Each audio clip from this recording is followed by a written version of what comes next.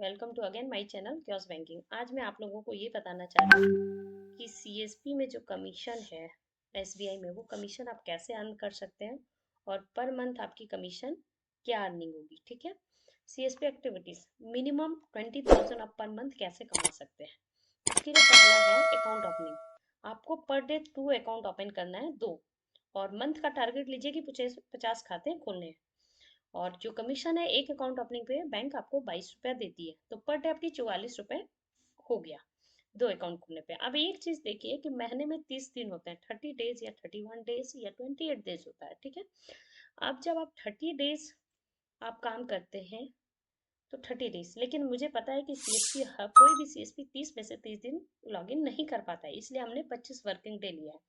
25 working day में आप 1100 रुपया पर सिर्फ अकाउंट ओपनिंग पे आप अर्निंग कर सकते हैं। देखिए सीएसपी का बेस अकाउंट होता है, अगर पर मंथ आप 100 अकाउंट खोलते हैं तो आपका सालाना जो हो गया वो 1200 अकाउंट हो गया।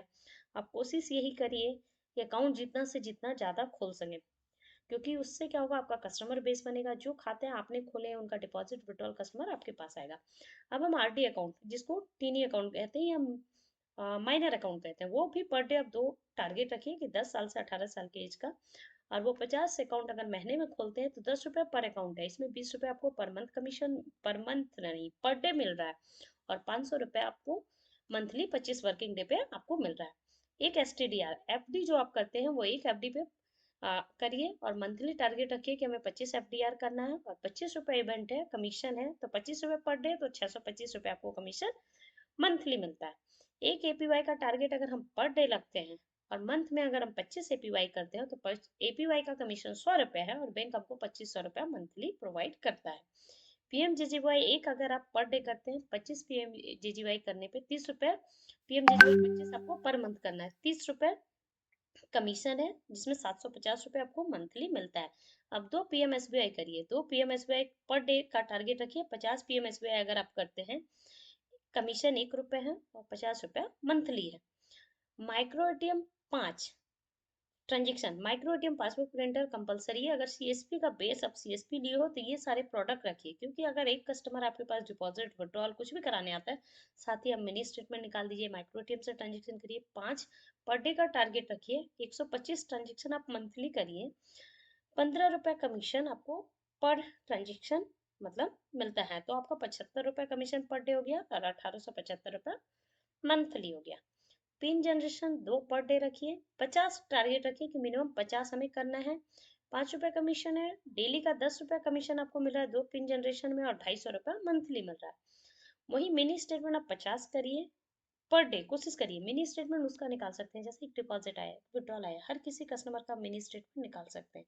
उनको बता सकते हैं कि इतने, इससे पहले आपको इतना बैलेंस था, इतना डिपॉजिट है, इस पे भी बैंक आपको कमीशन देती है, तो आपको 2500 रुपये ईजिली आप कमा सकते हैं मंथली।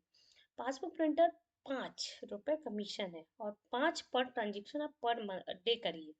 5 अगर पासबुक प्रिंट करते हैं, 125 का टारगेट रखिए कि मेरे को महीने में 125 करना है, तो आपको 625 रुपया कमीशन मंथली मिलता है। अब आप ये टारगेट रखिए कि हमें एक रूलर सीएसपी है, रूलर सीएसपी को 100 ट्रांजेक्शन कंपलसरी है। बहुत सारे ऐसे सीएसपी हैं जो 100 ट्रांजेक्शन नहीं कर रहे हैं, और या 100 ट्रांजेक्शन करते हैं तो रिपीटेड करते हैं, लाइक एक ही अकाउंट का 3 बार विड्रॉल, 3 बार डिपॉजिट, तो बैंक उसको काउंट नहीं करता है। अगर आपके पास एक कस्टमर विजिट करने आता है तो उसका 4 ट्रांजेक्शन मंथली में बैंक काउंट करती है। 4 से ज़्यादा ट्रांजेक्शन आपने किया है उसको बैंक काउंट नहीं करता है। तो 100 ट्रांजेक्शन पे आपको 2000 रुपये कमीशन मिलता है, तो 100 ट्रांजेक्शन कंपल्सरी करिए क्योंकि 2000 रुपये कमीशन चाहिए। अब आपका है कि रूलर कमीशन के बाद है आपको पर डे मिनिमम ट्रांजेक्शन जो होना चाहिए वो 50 होना चाहिए, और महीने का टारगेट रखिए कि 1250 ट्रांजेक्शन करना है, चाहे डिपॉजिट हो, चाहे विड्रॉल हो, चाहे आईएमपीएस हो, मनी ट्रांसफर हो। ये आप पैरामीटर यूज करते हैं तो पर डे का जो कमीशन है, एक इवेंट्स पे आपको 10 रुपया मिलता है, और जो पर डे इवेंट्स है 50 ट्रांजेक्शन पे 500 रुपया, और 12,500 आपको 25 वर्किंग डे पे मिलता है। तो ये जो कमीशन है ये टोटल 25,275 रुपया बनता है।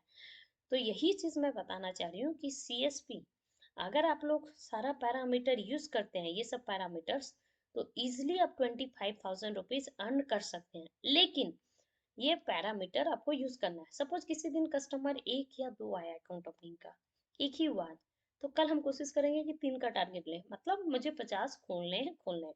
अब सीएसपी क्या होते हैं, 30 डेज में 5 डेज लीव ले लिया, कुछ भी जेन्युइनली रीजन कुछ होता है तो वो छुट्टी करते हैं।